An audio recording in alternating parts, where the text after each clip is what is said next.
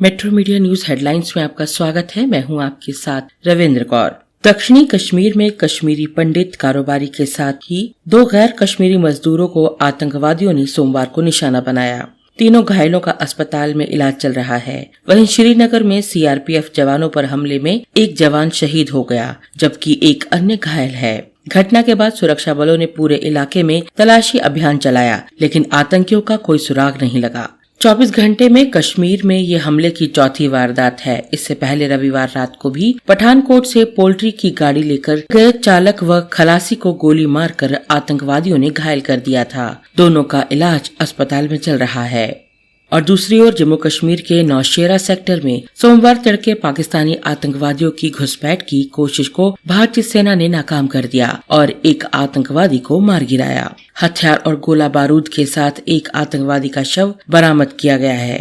Operation जारी है।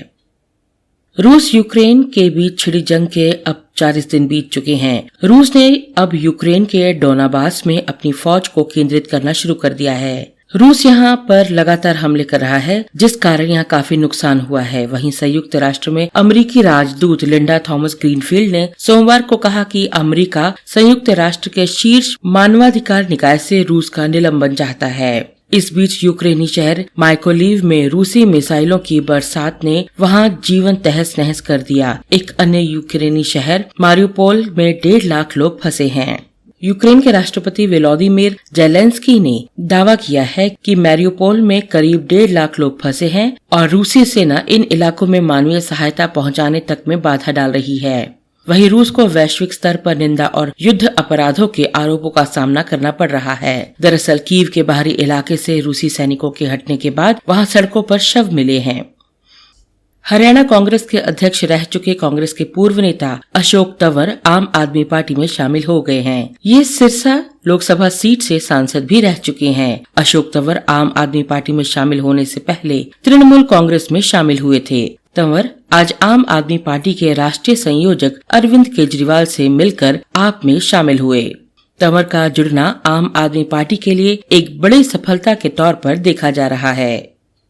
उच्च न्यायालय ने सोमवार को लखीमपुर खीरी कांड में मृतक के परिजनों द्वारा दायर अपील पर अपना आदेश सुरक्षित रख लिया है, जिसमें मुख्य आरोपी आशीष मिश्रा को जमानत देने के इलाहाबाद उच्च न्यायालय के 10 फरवरी के आदेश को चुनौती दी गई थी। मुख्य न्यायाधीश NV रमन्ना की पीठ ने अपना फैसला सुरक्षित रखने से पहले मामले की सुनवाई की। इलाहाबाद उच्च न्यायालय ने 10 फरवरी को मिश्रा को ये कहते हुए जमानत दे दी कि ऐसी संभावना हो सकती है कि विरोध कर रहे किसानों को कुचलने वाले वाहन के चालक ने खुद को बचाने के लिए वाहन की गति तेज कर दी हो। इसके अलावा मरने वालों पर गोली के निशान नहीं मिले हैं।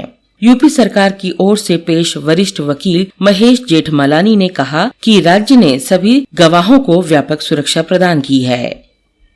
नेपाल में भारत के राजदूत विनय मोहन क्वात्रा को सोमवार को नए विदेश सचिव के रूप में नियुक्त किया गया।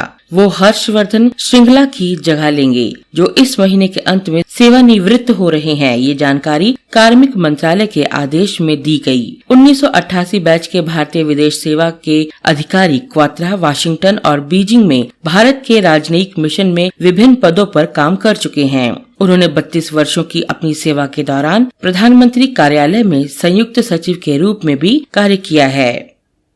IPL 2022 के 12वें मुकाबले में लखनऊ सुपर जायंट्स ने सनराइजर्स हैदराबाद पर 12 रनों से जीत दर्ज की।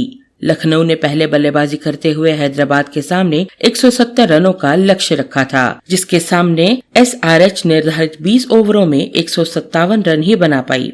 गेंदबाजी में लखनऊ के लिए आवेश खान और जेसन होल्डर चमके। आवेश ने 19वें ओवर में 2 विकेट लेकर हारी हुई बाजी पलटी। वहीं होल्डर ने आखिरी ओवर में 3 विकेट लेकर टीम को जीत दिलाई।